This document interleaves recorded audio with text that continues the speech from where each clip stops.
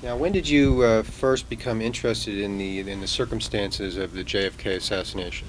I think when I really started to develop a strong interest, it's ironic that you're asking me this question right now in the context of where we are and the kind of thing that's going on a few feet away from where we are.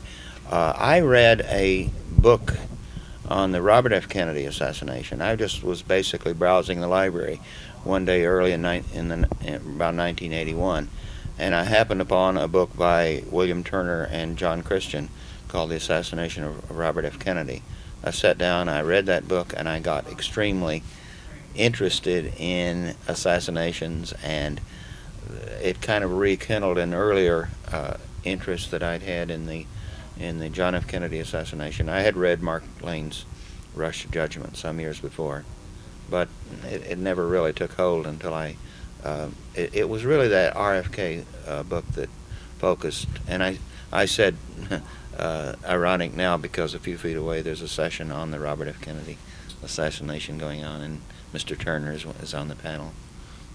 Now, I know that you run the Third Decade Research Journal, and I subscribe to it, and I enjoy it, and I think it's very scholarly, and there are no crackpots in there that I can see, and that's a general impression that I get that the media and the government over the years tends to ridicule research. Now, do you do research yourself, and if so, what would be your specialization? I do research. I am not terribly specialized. I'm not terribly technically competent in areas of medical evidence or acoustics or any of those things where there are excellent, technically well qualified people in whose work I do try to publish. I guess that my core interest has been in witnesses to the assassination. It's been, and also in the role of local forces. Some very important interest in CIA, mafia, etc. kinds of connections, and I'm interested in those. But I have probably focused most of my research on the Dallas police, suspiciousness of the Dallas police in a number of respects, the handling of evidence, the movement of traffic in and around the assassination, uh, and the local right wing, which happens to be my favorite or uh, Focus. my own focus of interest as possible conspirators. The right wing generally in the United States, but the right wing elements in Dallas centering around General Walker, the John Birch Society, the H.L. Hunt family, etc. That local, what provoked Kennedy at one point to refer to Dallas as nut country, referring to the extreme radical right wing activity in that city. Now, what do you feel is your most important contribution to bringing the case into clear focus? Not necessarily research, or perhaps the publishing the journal, or how do you feel that you've contributed, if at all, to clearing the case up, however much it can be? I know it's a wilderness of mirrors, as they say. Well, I think that maybe thinking of history again, if somebody writes a history of the case and the contributions that different people made, I would imagine that something that I didn't mention as an interest, but another area of specialty. I think that at least historically, it'll be seen that my research has uh, established definitively a tremendous amount of forgery of documents, and particularly Oswald related documents. Um, that, as a matter of fact, um, Lee Harvey Oswald was largely a paper person created by all kinds of paperwork, a paper trail of identity and biography for that person, that when you look at the documentary record and the authenticity of those documents, from fingerprint cards to ordering of the rifle to his all the documents that supposedly proved his trip to Mexico and in the summer of '63. That's without. This sounds extreme, but without exception, there is not a dependable piece of documentation of Oswald's identity or his activities in the whole record. Now, this may seem like an obvious question, but why is this issue so important after 30 years? Partly for the reason that I suggested before, that history sort of doesn't have any statute of limitations beyond which things are no longer important because they happened some years ago from a broader historical perspective. But the other part of that, and the other part really of the answer to why do this now when the man is gone, etc., is I think we have to realize that the past is with us. As I sometimes say, what happened before not only can happen again. I mean, we could have another president assassinated, but if you understand the assassination in the broader context of a clandestine, covert operation by special forces against the broader interests of the United States, that's not something from the past. That is happening, has happened recently in scandal after scandal, and is probably happening right now in somebody's back room. Now, obviously the Oliver Stone case generated a firestorm of a demand by the American public to open the secret files, as if we're being cheated of our history, and we want to see this. We pay for our government. You can't keep this from us. It's ours. What files that you know of that are withheld would you like to see? Well, I would like to see many, many of the files of the House Select Committee on Assassinations. Those files that were sealed for 50 years, it was almost absent-mindedly, or without even thinking, Congress simply passed the rule to secrete those records. But you see, between the Warren Commission, which did, to its credit, publish in the 26 volumes a lot of the documentation that supposedly supported the report, though it didn't. But I mean, at least we have the material to compare the conclusions of the Warren report with the material that was released. We have the raw material. With the House Select Committee, we don't have the raw material. All we had are really of the House Select Committee's conclusion and then footnote references to sources and reports that for the most part we don't have access to that raw material.